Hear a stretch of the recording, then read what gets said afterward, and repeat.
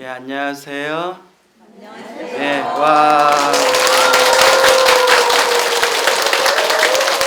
와. 예. 안녕하세요. 예. 예, 저 박수 안 쳐줄까봐 제가 먼저 쳤는데 괜히 친 것 같아요. 만나서 반가워요. 예. 또 오늘 이렇게 반야선언 또 이 좋은 포교도량에서 여러분들 만나 뵙게 되어서 참 반갑습니다. 대구는 언제 와도 좋은 것 같아요. 부산하고 대구는 언제 와도 좋은 것 같아요. 예. 자, 그래서 제가 항상 어디 법문 갈 때마다 항상 뭐 전라도를 가도 열렬하게 응원해 주시고 경상도에 가도 열렬하게 응원해 주시고 서울 경기를 가도 열렬하게 응원해 주시는데 특히 부산, 울산, 대구가 짱인 것 같아요. 네. 불신 와.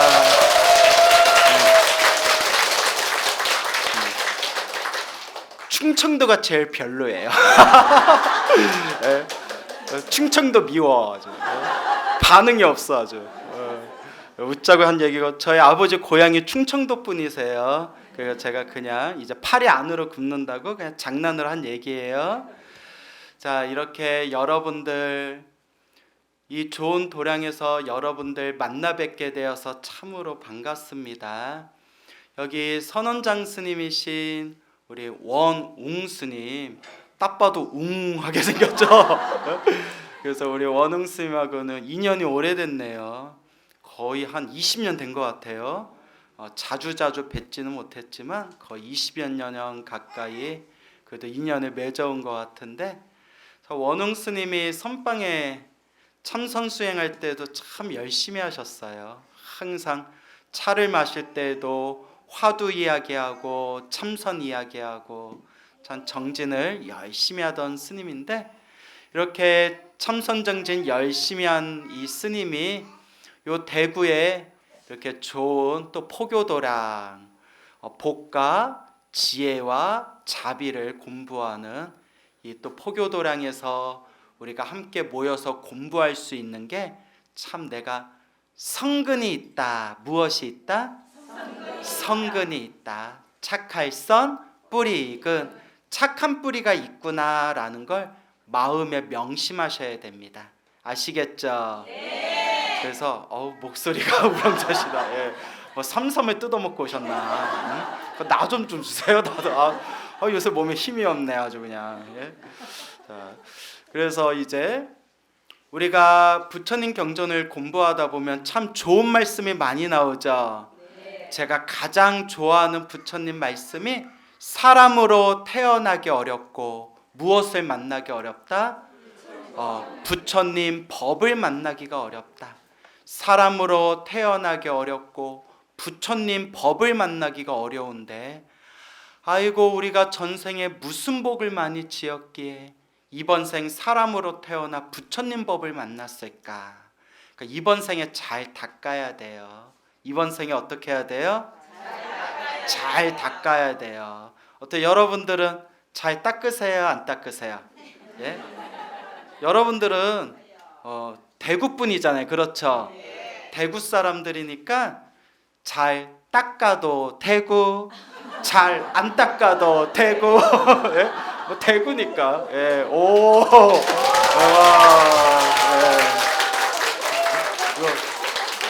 대구의 포교 사회 거사님한테 배웠어요. 다음에 또 만나요. 2년 되면 또 배워요 했더니 그 거사님이 만나도 되고 안 만나도 되고 해가지고 내가 충격을 받아서 나중에 한번 써먹어야겠다. 오늘 써먹네요 여러분. 자, 그래서 우리가 이번 생에 잘 닦아야 됩니다. 아시겠죠? 네. 원웅스님하고 저하고 같은 문도예요. 같은 문중. 그래서 저희가 이제 해인사, 본사는 해인사고 또 해인사의 방장 스님이셨고 또 조계종 종정 역임을 하셨던 법자 전자 법전 스님이라고 계셨어요. 들어보셨나요? 네. 그래서 우리 원웅 스님은 법전 스님의 제자, 상자분이 되시고요. 대단하시죠? 네, 와. 네. 저는 손상자보다도 밑인 증승상자예요. 네? 이거 박수를 외쳐요, 이거. 우리 원흥스님하고 족보로 차이가 많이 나요. 할아버지 뻘 돼요. 그래서 그 법전 스님께서 수도암, 김천의 수도암이라고 아세요? 네. 아주 아름다운 도량이고 역대 큰 스님들이 수행정진하셨던, 그래서 이름도 수도암이에요. 그래서 닦을 수, 그 다음에 길도, 돌을 닦는다, 돌을 닦는 곳이다 해가지고 수도암을 이제 불사를 하시고, 그래서 저희 법정 큰 스님 문도들을 예전에는 수도암 문중이라고 불렀어요. 어디 문중? 수도암 문중. 그래서 이제 원웅스님하고 저하고 같은 그런 수도암 식구가 됩니다. 자, 우리 수도암은 예전부터 큰 스님들이 오셔서 참선정진하시고 깨달음을 얻으신 분들도 계셨고, 또 무엇보다도 부처님 가피가 가득해서 그 수도암의 산을 수도산이라고 불렀고요. 원래는 불령산이라고도 불렸대요. 무슨 산? 불령산. 부처님의 영험이 있는 곳이다. 나중에 한번 가봐야겠다. 그죠? 네. 그래서 우리 원웅 스님 다음 철에 선방에 수도암 선원에 들어가신대요. 그러니까 하한거 때 이제 지나고 다음 철에 수도암에 이제 들어가시면 우리 스님 뵈러 한번 수도암에 꼭 가세요. 알겠죠? 예.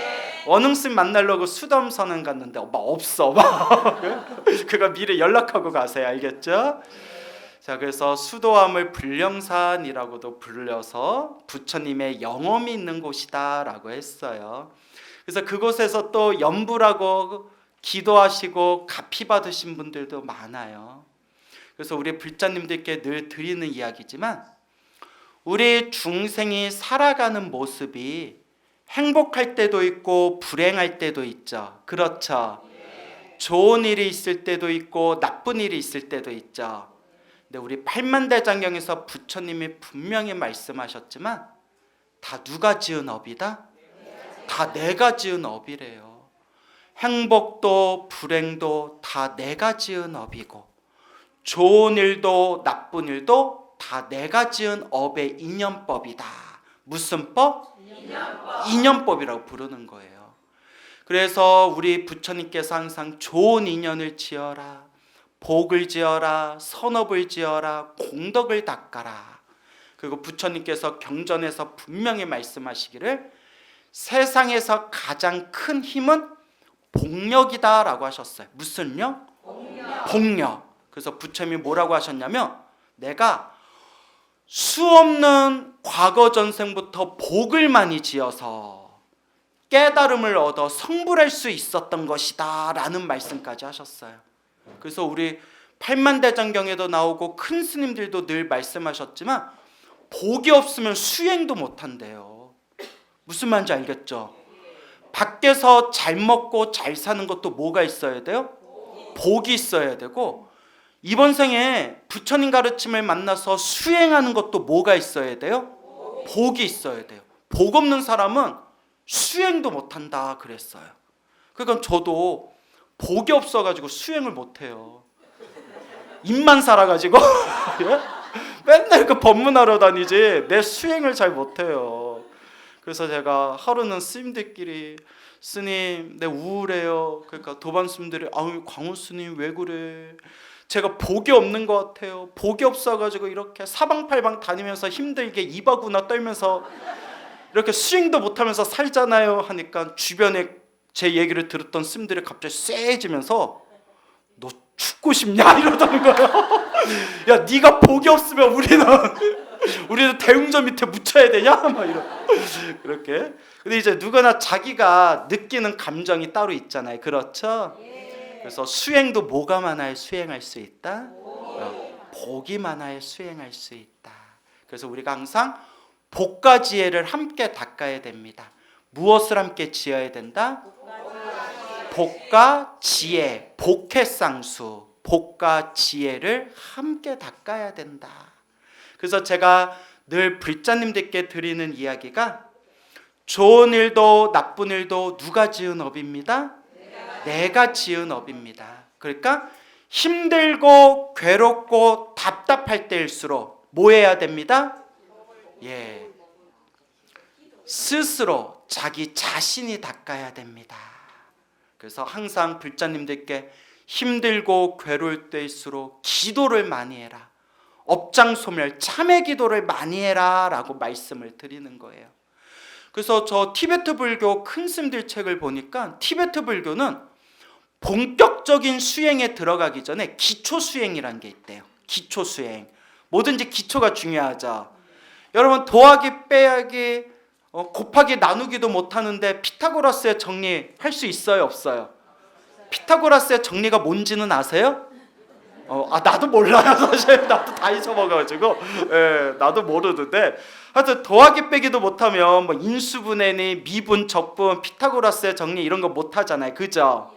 기초가 중요한 거예요. 기초가 중요하다.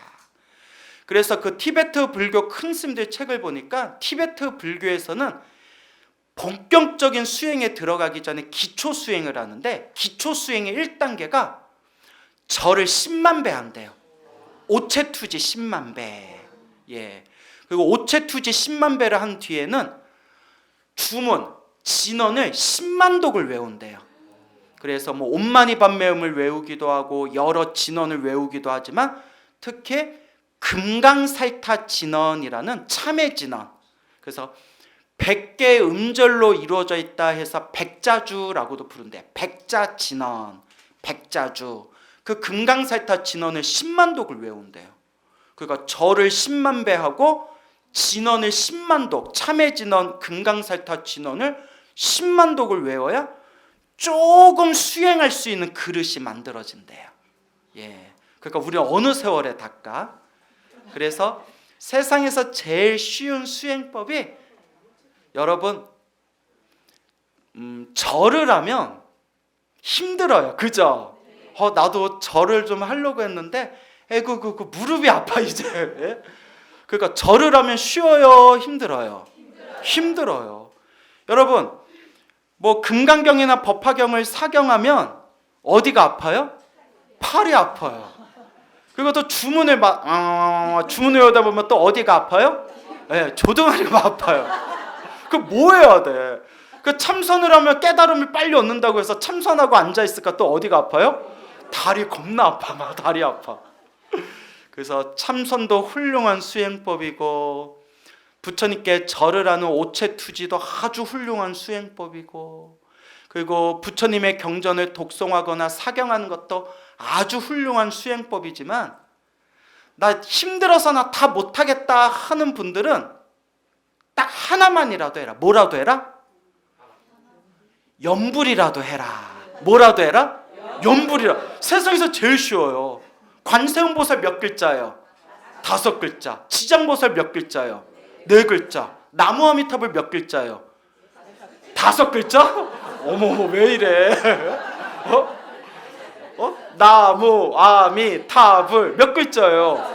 5글자 누구야? 5글자. 그래요. 대구에 대해서 약간 이미지가 내가 안 좋아지고 있어. 이거 어떻게 이거 어떻게 5글자로 헷갈려? 6글자잖아요. 그죠?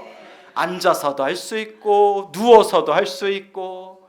그래서 스님 나 염불도 힘들어서 못하겠습니다 하는 분들은 그냥 절에 나오지 마. 그냥 아니 염불처럼 쉬운 게 없는데 염불도 힘들어요 하는 중생은 어떻게 구제해?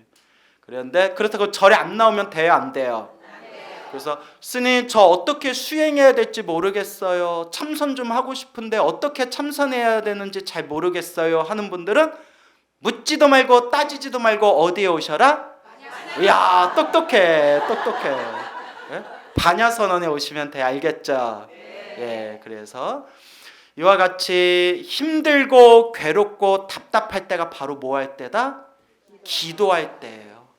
수 없는 과거 전생부터 태어나고 죽고 태어나고 죽음을 반복하면서 알고 지었건 모르고 지었건 몸과 말과 생각으로 지은 업보가 그 얼마나 많겠는가? 많아요 적어요? 겁나 많아요. 우리 업장을 눈으로 볼 수 있다면 우주에서 가장 큰 산이라는 수미산보다도 높대요. 우리 업장이. 내가 알고 지었건 모르고 지었건 몸과 말과 생각으로 지은 이 모든 업보를 지극한 마음으로 참회합니다. 참회합니다. 힘들고 괴롭고 답답할 때가 바로 뭐 할 때다? 간절히 기도할 때다. 내가 힘들고 괴롭고 답답할 때가 그때가 기도할 때예요. 이런 법문을 하도 많이 하니까 하루는 어떤 신도분이 기도를 안 하더래요. 그래서 남편이 보다 같이 절에 다니는 남편이 여보 예전엔 그래 천수경도 외우고 금강경도 좀 외우더니 요새 왜 기도를 안 해?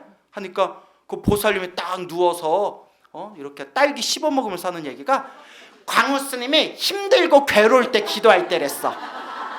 내가 미치고 배가 진짜 내가 여러분 중에도 그런 분들 있죠?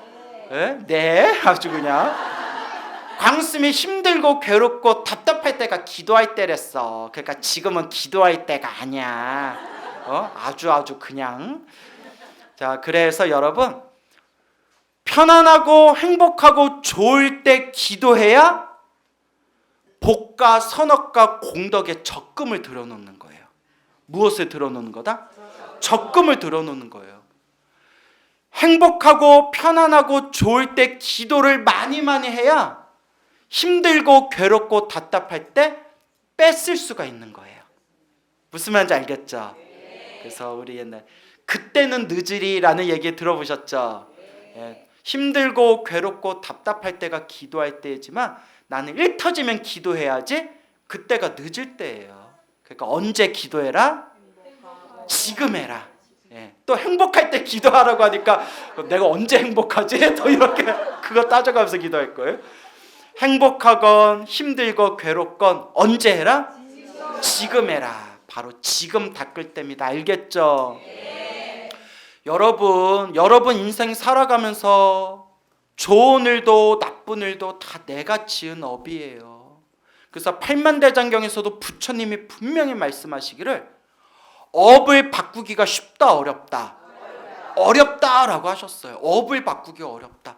여러분 업을 바꾸기가 쉬우면 우리 절에 다니고 기도하고 참선한 우리 불자님들 벌써 다 성불했어요.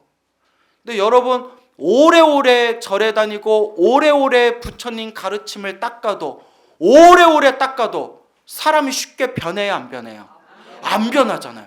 오래오래 닦아도 여러분들 업이 쉽게 변해요 안 변해요? 쉽게 안 바뀌잖아요. 쉽게 바뀌면 우리 벌써 성불했다니까요. 오래오래 닦아도 사람이 이 업이 쉽게 변하지가 않아요. 그럼 어떻게 해야 되냐? 그래서 더 오래오래 꾸준히 닦으라고 했어요. 더 오래오래 꾸준히 닦아라. 그래서 광우스님이 제일 좋아하는 과자가 오레오라는 과자예요. 그러니까 달짝지근한 거 알죠? 그 오레오 과자. 내가 당당당 당뇨가 있어가지고 먹으면 안 되는데 오레오 너무 맛있어. 근데 광우스님이 오레오를 먹는 것은 무엇을 되새기기 위한 마음이다? 오래오래 꾸준히 닦겠습니다라는 말이에요. 알겠죠? 그러니까 여러분들도 가끔씩 뭐 하나씩 먹어줘요? 오래요? 먹지 마세요. 혈당이 안 좋아요. 너무 맛있는데 그거 먹고 나면 혈당이 막 치솟아가지고. 자, 그래서 이제 웃자고 한 얘기지만 그래서 오래오래 꾸준히 닦아야 된다. 아까 저희가 수도한 문중이다라는 말씀 드렸죠? 몇십 년 전이에요. 몇십 년 전에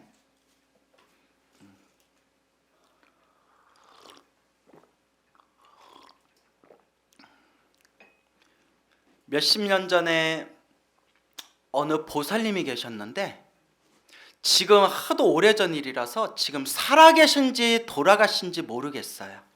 좀 연세가 많으실 거예요. 살아계셔도. 몇십 년 전에 우리 법전 큰 스님께서 한창 그 수도함을 이제 막 불사하고 계실 때, 수도함 선언을 만들고 불사를 하고 계실 때니까 몇십 년 전이죠. 어느 보살님이 있었는데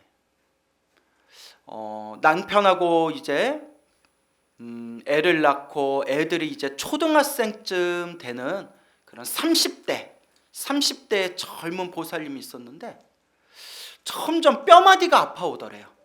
손가락부터 뼈마디가 아파오더니 뭐 이러다 좀 낫겠지 하다가 온몸이 퉁퉁 부어가지고 뼈마디 마디 관절이 찢기듯이 아픈데 도저히 손 쓸 수 없을 지경까지 됐대요. 그때서 이제 병원에 가서 검사 받아 보니까 악성 관절염이라는 거예요. 악성. 모르겠어요. 지금은 의료 기술이 좋아서 훨씬 치료하기가 쉬울지 몰라도 몇십 년 전이거든요.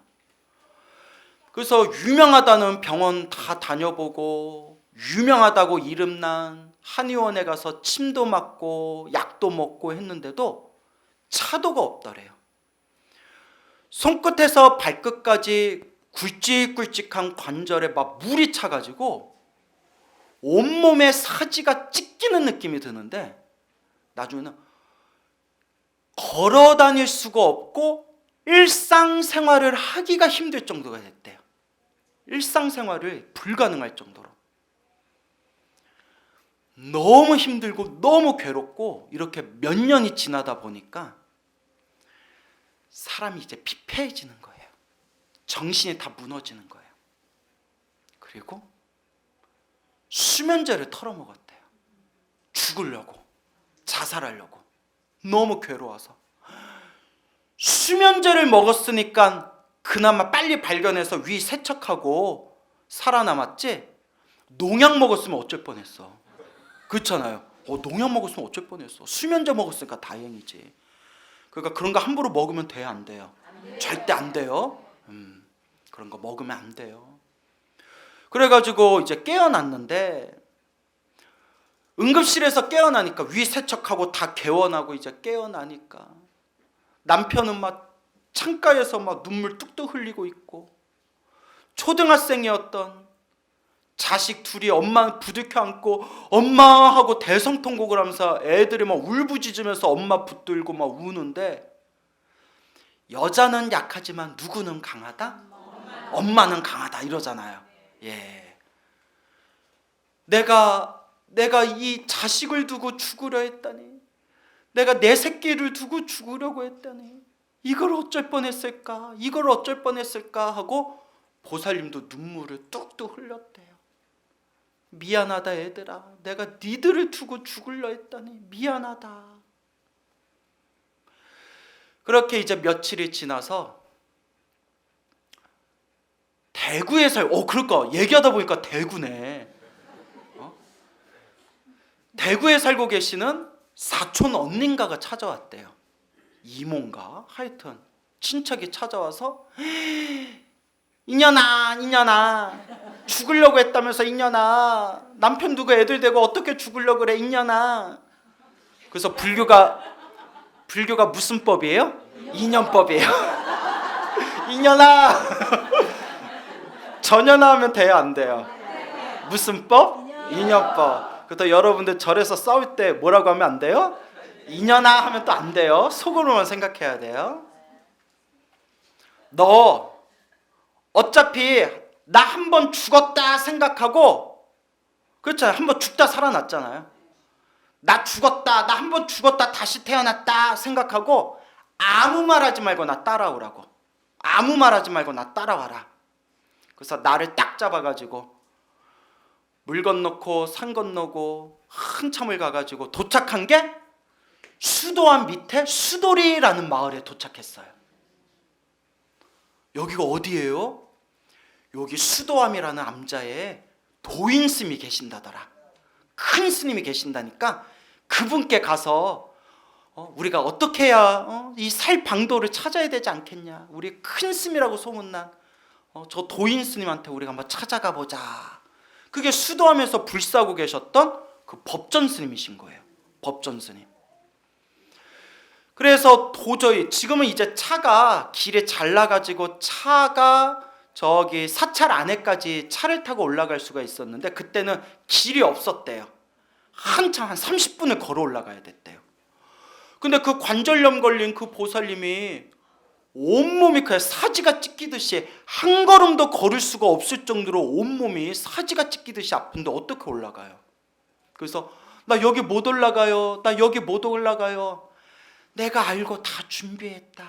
내가 알고 다 준비했다 해가지고 수도리에 젊은 남자분을 하루 일당을 줘가지고 그 거사님 지게에 올라가서 걸어 올라갈 수가 없으니까 지게에 딱 올라가가지고 그 거사님이 지게에 짊어지고 그렇게 수도암까지 올라갔대요. 도저히 걸을 수가 없어서. 그래서 이제 수도암에 도착해서 이제 법전 큰 스님을 다 만났는데, 그때 이제 법전 스님께서도 그때 살아생전에 그래도 젊었을 때였겠죠. 한창 몇십 년 전에 수도암 불사할 때였으니까. 거기 이제 딱 앉아 있는데, 스님 미리 연락드렸던 저희 아무개입니다. 아우 스님, 큰 스님 뵀으면 3배를 올려야 되는데 얘가 몸이 너무 안 좋아서 지금 절을 올릴 수도 없습니다. 좀 이해해 주십시오. 괜찮다고 그냥 앉으라고. 그래서 자초지종을 얘기하면서 얘가 너무 힘들고 괴로워서 죽으려고 약까지 먹었는데 다행히 죽진 않고 깨어났어. 얘 어떻게 해야 됩니까 스님? 어떻게 해야 됩니까? 근데 법전 스님 혹시 살아생전 뵌 적이 있는 분들이 계신지 모르겠지만 엄청 과묵하셨어요. 엄청 말씀이 없고 엄청 과묵하셨어요.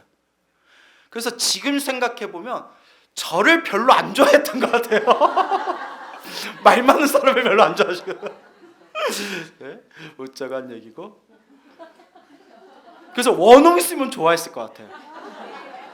원웅아, 말이 없어. 그 원웅이 있냐? 그래서 이름을 원웅이라고 우리 선원장 스님 법명을 웅이라고 지어줬나 봐요. 그래서 한참을 과묵하게 한참을 다 듣고 나신 뒤에 내가 하라는 대로 하겠냐? 예수님 살 수만 있으면 하라는 대로 하겠습니다. 매일 108배 해라 라고 얘기했대요. 108배 해라. 자 이제 108배 하고 와라. 깜짝 놀래가지고 아니 수도리에서 수도암 20-30분 올라오는 것도 발 한 걸음을 뗄 수가 없어서 지게로 올라왔는데 108배를 하라는 거예요. 108배 해라. 그래서 아이고 이걸 어떡하나, 이걸 어떡하나. 100일 동안 108배를 하고 나한테 다시 찾아와라. 딱 숙제를 내려줬대요. 그래서 이제 집으로 왔는데 이걸 어떻게 해야 되나, 이걸 어떻게 해야 되나. 근데 옛날 분들이 좀 순수함이 있었어요. 마음이 좀 우직하고 좀 순수한 면이 있었어요. 우리 같으면 딱 하기 싫은 게 딱 생기면 막 이렇게 광우야 100일 동안 108배하고 나를 다시 찾아와라. 그러면 이제 108배? 온몸이 찢겨나갈 것 같은데 내가 108배를 어떡하지? 어떻게 하지 하다가 에휴 108배 한다고 병이 나오면 이 세상에 병 걸린 사람 하나도 없겠다. 딱 그런 생각이 들어요. 그래요 안 그래요? 또 그렇다네. 또 아주 미끼를 잡아먹어. 아주 이끼에 물렸어 아주 그냥. 그래 또 던지니까 탁 잡아채네. 그런데 옛분들은 좀 순수한 마음이 있었잖아요. 큰 스님이 깊은 뜻이 있으니까 큰 스님이 108배 하라고 했겠지. 처음에 덜덜덜덜 떨면서 방에서 좌복 하나 놓고 덜덜덜덜 떨면서 2번인가 3번 절하고 그 자리에서 졸도를 했대요. 너무 아파가지고. 네. 그 다음에 그 다음 날에 4번, 5번 절을 했대요. 그 다음 날에 6번, 7번 절을 했대요. 그 다음 날에 10번 절을 했대요. 10번 절하고 또 까무러쳤대요. 몇 번 절하고 까무러쳤다? 10번을 절하고 까무러쳤대요. 온몸이 너무 아파가지고. 근데 몇 번은 절했어요? 10번은 했잖아요. 사람 참 희한해요. 처음에 2-3번 절하고 까무러치고 나는 때려 죽여도 못하겠다. 108배를 어떻게 하냐 했는데 어쨌거나 며칠 만에 몇 번은 절했어요? 10번은 절했잖아요. 그죠 여러분? 매일매일 이를 악물고 절하고 하루에 한 배씩 숫자를 조금씩 늘려가면서 절을 했대요. 때려치고 싶을 때마다 누구를 생각했을까요? 남편? 예, 갑자기 분위기 이상해지네요. 남편은 아니다 야 막 이거요. 제가 재밌는 얘기 하나 해드릴까요?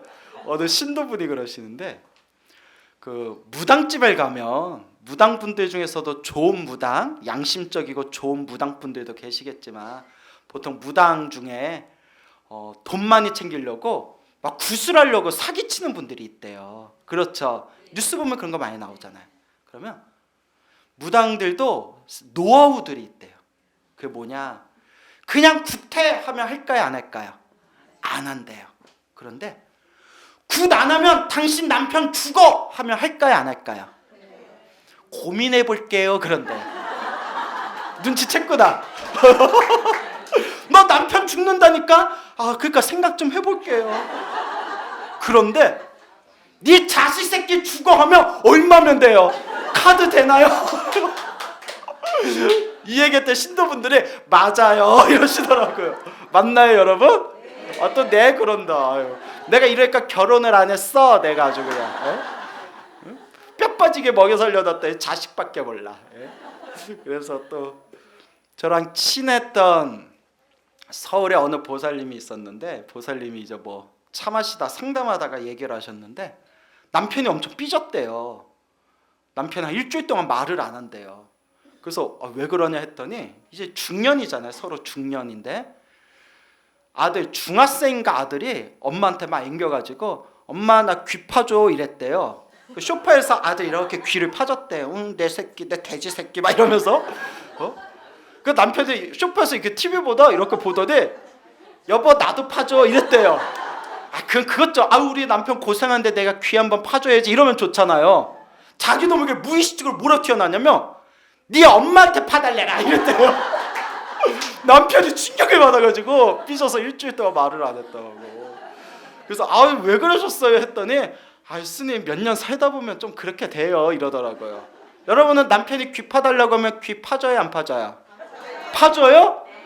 그래도 사랑이다. 사랑이다. 그래요. 그렇게 좀 사이좋게 좀 지내세요. 어디까지 얘기했더라? 뭐 절 얘기하다 여기까지 10배.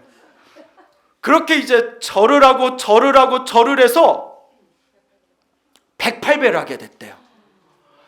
절하다가 한참 쉬고 절하다가 한참 쉬고 절하다가 한참 쉬어서 108배 하는데 몇 시간이 걸리더래요. 근데 드디어 뭘 했어요? 108배를 딱 하고 나서 나 이제 큰 스님 찾아간다. 버전 스님 찾아간다 해가지고 친척하고 같이 이제 108배 숙제를 끝냈으니까. 그리고 딱 큰 스님한테 찾아가는데 수도리에서 수도암까지 자기 발로 걸어갔대요. 근데 너무 아파서 가다가 한참 쉬고 근데 걸어 올라갔잖아요. 큰 스님한테 딱 3배를 드린 뒤에 스님이 내준 숙제대로 108배 마쳤습니다. 그러니까 큰 스님이 다 염주를 굴리시면서 이렇게 얘기하시더래요. 3000배 하고 오너라. 이걸 전문 용어로 뭐라고 하죠? 뒤졌다 이제 이러죠. 이제 죽는 거예요. 3000배라 이러더래요. 나자빠져가지고 스님 나 때려 죽여도 못한다고. 내가 108배 하는 것도 온몸이 찢겨나갈 것 같은데 나 때려 죽여도 못합니다.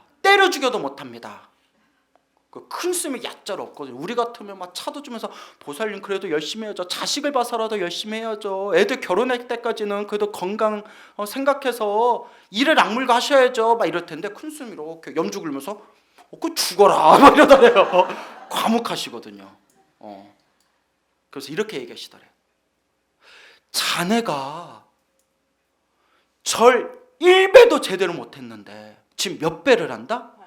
108배를 하잖냐. 1배도 못하던 자네가 108배를 할 정도면 뭐도 할 수 있다? 3000배도 할 수 있다. 그 말이 맞거든요. 그 말이 맞잖아요. 그리고 생각해 보니까 처음에 큰 스님 만나러 왔을 때에는 걸어 올라가지도 못했는데 지금은 어쨌거나 중간중간 쉬면서 올라갔지만 자기 두 다리로 올라갔거든요. 그래, 한번 해보자 하고 108배에서 120배로 늘리고 120배에서 150배로 늘리고 150배에서 200배로 늘리고 그러다 300배로 늘리고 500배로 늘리고 1000배 넘어가는 게 고비였대요. 1000배 넘어가는 게 고비였고 2000배에서 2500배가 고비였대요. 결론은 3000배를 딱 끝냈는데 병원에 정기검진 가잖아요. 약 받으러. 병원이 난리가 났대요. 의사가 그 자리에서 엎어질 뻔했대요. 도대체 무슨 일이 있었냐? 손끝에서 발끝까지 악성 관절염 염증이 싹 사라졌대요. 싹 다 사라졌대요. 의사가 놀래서, 저도 이거 건너들은 얘기지만 의사가 놀래가지고 도대체 무슨 일이 있었냐 하니까 보살님이 절을 했습니다. 절을 했다니까? 절? 정말 부처님 은혜가 있나 봐요. 그 모습을 보고 남편, 가족, 친척들이 다 불자로 개종했대요. 자기들 눈으로 봤으니까. 죽으려고, 악성 관절염으로 죽으려고 수면제까지 먹고 깨어난 여인이 저렇게 병원에서 완전 치유됐다고 딱 결과가 나왔을 때 주변에 있는 모든 사람들이 야, 진짜 부처님한테 뭔가 있나 보다. 그랬던 그 보살님이 한 번씩 수도암에 찾아와서 법정 큰스님은 제 인생의 은인이십니다. 수도암이 저를 살렸습니다 하면서, 근데 사실 법전 스님이 살린 것도 아니고 수도암이 살린 것도 아니에요. 누가 닦은 거예요? 본인이 닦은 거죠. 그런데 감사합니다 부처님, 감사합니다, 이 은혜 잊지 않겠습니다 하면서 나중에 만배를 하더래요. 하루 동안 만배를 하더래요. 이걸 지금 범어사 방장스님이신 정여스님이라고 아세요? 여기는 관심이 없구나. 범어사 지금 방장스님이신 정자 여자 정여스님께서도 당신이 한창 선방 다닐 때, 수도하면서 선방 살 때 법당에서 하루 종일 만배를 하던 그 보살님을 자기가 실제로 만나고 대화도 해봤대요. 그래서 수도하면서는 아주 유명한 보살이었대요. 만배보살이라고 해가지고. 자, 이쯤 되면 여러분들한테 꼭 물어보는 저의 질문, 믿습니까 여러분? 믿는 자에게 뭐가 있어요? 복이 있어. 여기 밑에 층에서 올라오겠다. 야 그거 우리 거야 막 이러면서. 믿는 자에게 뭐가 있어요? 복이. 근데 믿기만 안 하면 안 돼요. 믿으면서 뭐 해야 된다? 수행해야 된다 라는 걸 명심하셔야 됩니다. 알겠죠? 그렇게 간절하게 절을 하시던 그 수도암의 만배보살이라고 한 그런 노보살님이 계셨는데, 지금은 세상을 떠나셨는지 어쩐지는 잘 모르겠어요. 근데 아직도 수도암에서 기적같이 그런 이야기가 전해지고, 금방 얘기했던 범어사 방장 정여스님 법문에도 이 내용이 나와요. 실제로 당신이 보셨던 그 만배보살이란 분이 있었다. 그러면서 힘들고 괴롭고 답답할 때 간절하게 뭐 해라? 기도해라. 얼마 전에도 연락이 왔었는데 우리 아버지 스님께, 저의 속가 아버지가 스님인 거 아시죠? 그래서 도자 광자 도광 스님이신데, 그 아버지 스님한테 가끔씩 전화하면서 안부를 여쭙는 자비심이라는 법명의 노보살님이 계세요. 자비심 보살. 그 보살님이 계시는데 지금 연세가 많으세요. 한 7, 80 되실 거예요. 한 70, 80? 근데 그 보살님께서 인생에 가장 힘들고 괴로운 고비가 왔을 때 부처님께 간절히 기도해서 크나큰 가피를 체험하신 분이에요. 그러니까 당신은 평생 부처님 은혜 갚는 마음으로 산대요. 참 이렇게 마음도 고우세요. 그 보살님이 교사 출신이에요. 교직에 있었고 남편이 이제 박사학위에 있고 이제 남편한테 이렇게 얘기했대요. 여보, 내가 교사니까 우리 가족 생활비는 내가 벌어오겠어. 당신은 오직 여기 박사학위 잘 따가지고 당신은 대학 교수가 되는 걸 목표로 하시오. 내가 당신 먹여 살리겠어. 와, 멋있죠? 예, 멋있잖아요. 그래서 이제 그 교사 출신이고 남편은 열심히 이제 박사학위도 따고 이제 대학 교수로 임용되려고 여기저기 이제 원서도 놓고 했는데 잘 안 되더래요. 잘 안 되더래요. 그래서 남편이 40이 넘었는데도 박사학위 딴 지가 몇 년이 지나고 이제 40이 넘었는데도 이제 교수에 임용이 안 되니까 마음이 조급하더래요. 그래서 여기저기 알아보니까 옛날 몇십 년 전 일이잖아요. 몇십 년 전. 지금도 그런지 모르겠지만 아이고 왜 순진한 얘기하세요. 이 바닥은 다 인맥이에요. 뭔 얘기인지 알죠? 이 바닥은 다 인맥이라고. 그게 인맥 있고 라인이 있어야 그렇게 대학 교수 임용도 쉽게 되는 거라고. 이걸 어떡하나 이걸 어떡하나. 우리 남편은 그냥 책만 보고 공부만 해가지고 그런 것도 모르고 살았는데 이걸 어떡하나 해가지고 다니던 절에 주지스님께 딱 여쭤봤더니 주지스님이 허허 웃으면서 아니 보살님 뭘 걱정하냐고. 인맥 중에 최고의 인맥이 누구다? 부처님이다. 여기 부처님들은 똑똑하네. 네? 나무아미타불 5글자에 내 가슴이 철렁했는데 네? 또 똑똑하네. 부처님 인맥이 최고의 인맥이 아니냐, 부처님 라인이 최고의 라인 아니냐, 간절하게 기도해라.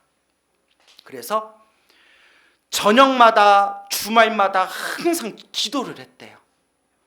기도할 시간이 없어도 밤마다 간절하게 기도하고 시간 될 때마다 절에 가서 법당에서 기도하고 봉사활동하면서 제발 우리 남편 좋은 대학의 교수로 임용되게 해주세요. 교수님 되게 해주세요. 교수님 되게 해주세요. 실력은 있는데 인연이 잘 안 닿습니다. 교수님 되게 해주세요 했는데 됐을까요? 안 됐을까요? 안 됐대요 하면 또 이제 뒷맛이 좀 찝찝하잖아요. 딱 교수가 됐대요. 그래서 저 어딘지 들었는데 뭐 그분 개인 프라이버시니까 말하기는 뭐하고 지금 또 이제 정년퇴임 하셨는데 그 뒤로 승승장구해가지고 학장까지 하셨대요. 유명한, 아주 서울에 있는 유명한 대학교에 학장까지 하셨는데 어딘지는 또 굳이 말할 필요는 없고 그렇게 애들도 잘 크고 애들이 또 엄마 아빠를 닮아가지고 공부를 잘했대요. 여러분 제가 유튜브에서 그 평생 두뇌에 대해서 뇌과학에 대해서 연구한 과학자들 강의를 이렇게 들었는데 여러분 애들 공부 잘하고 머리 좋은 거는 유전이래요. 갑자기 분위기가 술렁거린다요. 절대 애들한테 너 누구 닮아서 그렇니? 너는 왜 이렇게 공부를 못하니? 이런 얘기 할 필요 있다 없다? 예, 누워서 침 뱉는 거래요. 애 공부 잘하고 애가 머리 똑똑한 게 대부분 어디서 물려봤는데? 부모한테 물려봤는데요. 뭔 얘기인지 알죠? 예, 갑자기 분위기가 갑자기 좀 분위기가 축축해졌어. 이거 어떡해? 예? 대신 애들 잘하는 걸 자꾸 개발해 주래요. 애들이 잘하는 걸 개발해 줘라. 자, 그래가지고 애들도 이제 막 유학도 보내고 또 유학 보내면 유학비도 얼마나 많이 들어요, 그죠? 애들 유학비도 얼마나 많이 들어. 애들도 공부하고 싶다고 해서 유학도 보내고 어떻게 그렇게 아껴가면서 사는데 외국에 시동생이 캐나다인가에서 살고 있던 시동생이 이혼을 하고 찾아왔대요. 이혼을 하고 사업이 망해서 찾아와서 갈 데가 없으니까 시동생이 형 집에서 같이 살았는데 요새 젊은 부부 같으면 야, 네 동생이지 내 동생이야? 왜 우리 집에서 쉬어? 나를 선택할 거야? 네 동생을 선택할 거야? 어서 얘기해. 요새 이제 젊은 부부들은 절대 시동생이 저 여기서 좀 며칠만 머무를게요 하면 싫어할 사람들이 많을 거예요. 그죠? 그런데 옛날 우리 노보살님 세대는 정이 많았잖아요. 에휴 뭐 갈 데 없던데 여기 얼마라도 쉬세요. 그런데 어이구, 제가 가장 싫어하는 속담인데 가장 싫어하는 속담 중에 하나가 검은 머리 짐승 거두지 말아라. 얘 들으셨죠? 인간을 좀 비하하는 표현이잖아요. 야, 인간 사람 도와줄 건 못 된다. 나중에 배신 때리더라. 얼마나 싫어요. 그런데 괜히 그런 말이 나온 것도 아니에요. 그렇죠? 싫어하는 속담이지만 괜히 나온 말도 아닌 것 같아요. 이 시동생이 또 사업한다고 여기저기 돈을 빌려가지고 사채빚을 형 앞으로 1억 6천을 빌렸대요. 1억 6천을 빌려놓고 일이 터진 거예요. 이걸 1억 6천을 갚을 여력이 없더래요. 집 대출도 갚아야지, 애들 유학비도 있지, 너무나 돈이 많이 나가던 때라서 또 몇십 년 전에 1억 6천이니까 얼마나 큰 돈이에요. 이걸 어떡하나 이걸 어떡하는데 밤에 잠이 안 오더래요. 잠이 안 오더래요. 힘들고 괴롭고 답답할 때가 뭐 할 때요? 이것도 누구 업이구나? 내 업이구나. 잘 되든 안 되든 믿을 건 뭐밖에 없구나? 부처님밖에 없구나. 그리고 다니던 절에 주지스님이 권유를 해가지고 하루 종일 아침에 눈 뜨면 저녁에 잠들 때까지 하루 종일 관세음보살 연부를 했대요. 최대한 관세음보살 연부를 했대요. 설거지하고 빨래할 때에도 관세음보살이 저절로 나오더래요. 뭐 하니까? 가슴이 답답하니까 그냥 관세음보살, 관세음보살. 집을 팔아야 되나? 이거 어떻게 해야 되나? 눈앞이 깜깜하더래요. 남편도 뭐 어쩔 줄 모르고. 그러다가 그리고 또 스님이 가르쳐준 게 저녁에 밤마다 낮에는 하루 종일 관세음보살 연부를 하고 밤마다 법화경을 사경하라 했대요. 무엇을 사경해라? 그래서 그냥 관세음보살, 관세음보살 제발 도와주세요 하면서 저녁마다 하루에 2-3시간씩 법화경을 사경했대요. 3시간씩. 얼마나 간절했겠어요. 아니 이 괴로움에서 나를 구제해 줄 수만 있다면 3시간이 뭐예요? 30시간이라도 사경하지. 사경이 왜 사경인 줄 아세요? 사경하다가 사경을 헤맬 정도가 돼야, 사경하다가 무엇을 헤맬 정도? 사경을 헤맬 정도로 간절하게 해야 가피가 있다는 거예요. 또 어디 가서 써먹지 마시고요. 써먹어도 되고 안 써먹어도 되고. 그렇게 이제 2-3시간씩 막 법화경 사경을 하고 하는데 한 달이 지났는데도 아무 효험이 없더래요. 이쯤 되면 대부분 불자들 아유 기도해봤자 아무 효과 없구나 이런 생각 들 거예요. 그렇죠? 그때가 기도할 때예요. 또 네 그런다. 네? 그때가 기도할 때예요. 60일이 지났을 때, 60일을 한결같이 기도했을 때 그 망각한 거예요. 막 사채 막 이자는 늘어나고 이걸 어떻게 해야 되나 하는데 할 수 있는 건 기도밖에 없더래요. 기도하고 기도하다 60일 정도가 지났을 때 생생한 꿈을 꿨대요. 꿈에 자기 집에 남편하고 자기하고 있는데 느낌이 이상해서 딱 보니까 이빨이 하나도 안 남고 이빨이 다 빠져가지고 바닥에 막 뿌려져 있더래요. 생리가. 좋은 거예요, 나쁜 거예요? 나쁜 거죠. 생리가 다. 여러분 충치나 썩은 이빨이 빠지는 거는 알터니가 빠졌다 하죠. 그건 좋은 꿈이에요. 근데 생리가 우수수 떨어지면 이건 나쁜 꿈이에요. 그래서 우리 이걸 전문평어로 강냉이 털렸냐? 이러잖아요. 너무 지나쳤나? 예, 죄송합니다. 예, 청정한 이 반야선언에서 강냉이 소리 나고 있고, 하여튼 그래서 이제 이빨이 다 쏟아져 있으니까 어머 이거 어떡해, 어머 이거 어떡해 하는데 남편이 땅에 떨어진 이빨을 다 주워가지고 보살님 잇몸에다 다 껴주더래요. 임플란트. 근데 임플란트 남편 해주면 돼요, 안 돼요? 병원에서 해야 돼요.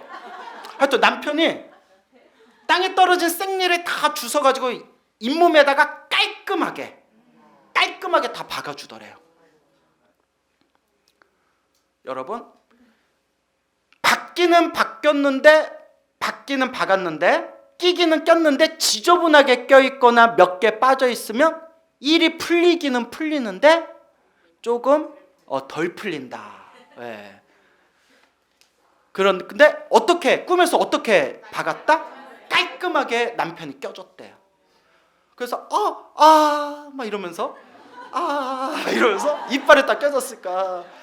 그리고 이제 잠에서 딱 깼는데 자기가 꿈 해몽할 줄은 모르지만 너무 기분이 좋더래요. 그리고 그 다음 날인가 평소에 연락 잘 안 하던 친정 오빠가 부르더래요. 친정 오빠가 부르더니 다짜고짜 봉투를 주더래요. 그러더니 오빠 이거 뭐예요? 아니 내가 너 살면서 내가 선물다운 선물을 한 번도 해준 적이 없는데 야 너 끌고 다니는 차가 너무 낡았더라. 그래서 내가 너 차 한 대 사주고 싶다. 이걸로 아무 소리 하지 말고 이걸로 차 사라 하면서 4천만 원을 딱 놓고 가더래요. 근데 오빠가 어디서 소식 듣고 차 핑계 대고 돈 주신 것 같아요. 그죠? 근데 갑자기 그 꿈 꾸고 나서 그 꿈 꾸고 나서 얼마 지나지 않아서 그 보살님이 평소에 잘 살았나 봐요. 여러분 평소에 덕을 많이 지어야 돼요. 주변에 같이 절에 다니는 도반들 친한 친구들이 또 이 소식을 알아가지고 십시일반 모아서 5천만 원 정도 돈을 갚을 수 있을 때 갚아라 하면서 우리가 모았다 하고 5천만 원 정도를 딱 주더래요. 그게 한 9천만 원 정도 되잖아요. 나머지는 남편이 노후 자금으로 연금 든 걸 빼가지고 어쩌어쩌서 1억 6천에 싹 갚았대요. 예. 그래서 그 보살님이 그때부터 부처님 제가 큰 고비는 넘겼습니다. 다만 바랄 게 있다면 저한테 돈 빌려준 분들 다 빨리 갚을 수 있게 가피를 주십시오 하고 더 간절하게 기도해서 몇 년 만에 빚도 다 갚았대요. 그거 안 갚으면 안 되죠.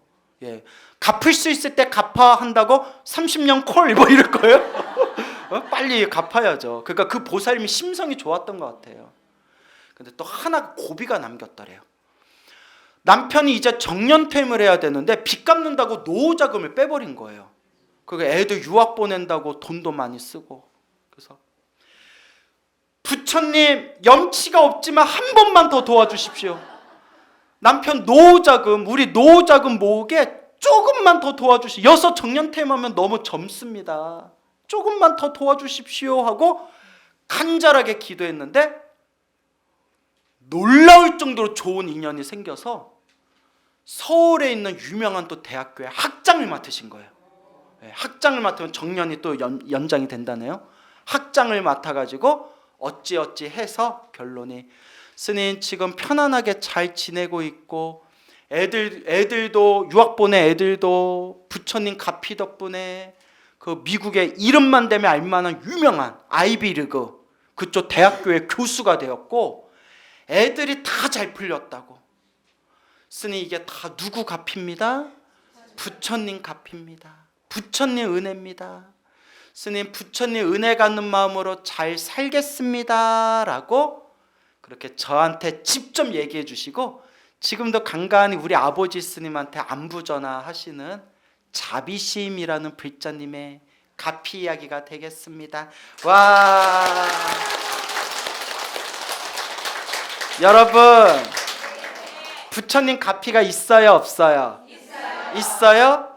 그러면 차는 무슨 차? 오가피차. 예? 그래서 웃자간 얘기예요. 이제 질리겠다. 야 이제 광우야 그만 좀 해라 이제. 근데 여러분 마지막으로 꼭 드리고 싶은 게 절에 열심히 다니고 부처님 법을 잘 닦아도 나쁜 일이 생긴다 안 생긴다?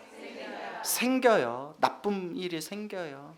근데 여러분 답을 다 아시죠? 나쁜 일이 생기는 것도 누구 업이다? 내 업이고, 크게 받을 걸 어떻게 받는 거다? 작게 받는 거다.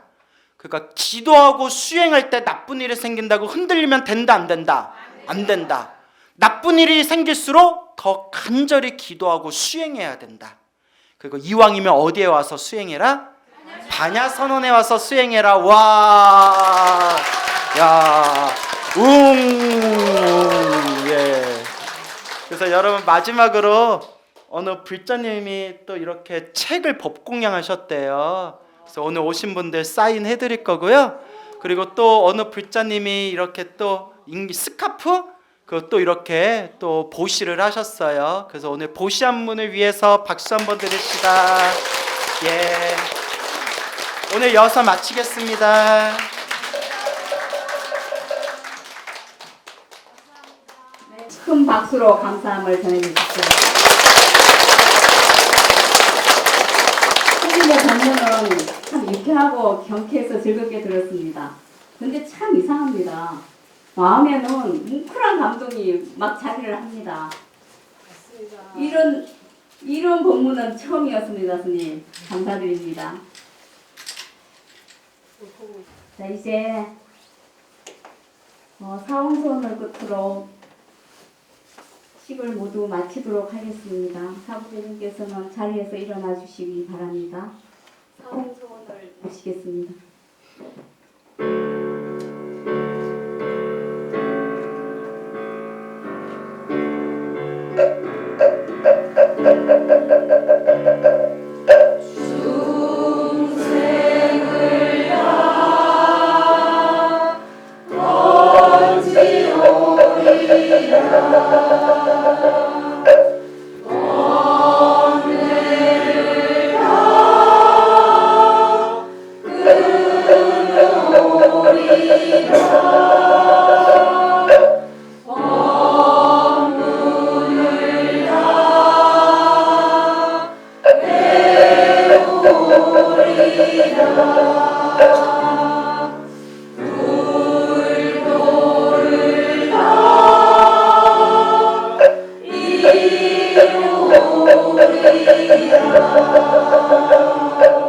오늘 여기 모인 사부대중 모두가 무생의 진리를 깨달아 그림자 같은 마군을 모조리 항복받아 다 함께 전멸보리를 증덕하여지이다. 이상으로 을사년 봄을 맞이하여 진행한 광우스님 초청 특별법회를 모두 마치도록 하겠습니다. 감사합니다.